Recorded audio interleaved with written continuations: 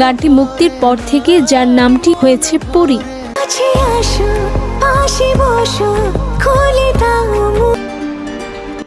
দর্শকদের ভালোবাসায় তিনি এখন নতুন পরিচয় পরিচিত, ওপার বাংলার অভিনেত্রী জ্যোতির্ময়ী। সম্বন্ধে আমার খুব সুন্দর একটা ধারণা ছিল এবং আসার পর সেটা আমার আরো বেড়ে গেছে। গেল ঈদে মুক্তি পাওয়া প্রিন্স সিনেমার এই নায়িকা দর্শকের আগ্রহ এখন তুঙ্গে। তবে ভক্তদের জন্য অবাক করা খবর, জনপ্রিয়তা আর ভালোবাসা মুগ্ধ এই নায়িকা এখনো সিঙ্গেল। তবে শাকিব খানের কাছ থেকে প্রেমের অফার পেয়েছে এই নায়িকা। প্রেমের অফার পেয়ে নায়িকা বলেন, যদি আমাকে সে সুখে রাখতে পারে অবশ্যই আমি প্রেম করব। আমাকে ভালো রাখতে পারবো তাহলে আমার এটাও ভাবা উচিত আমি আমার অপরদিকে মানুষটাকে ভালো রাখবো।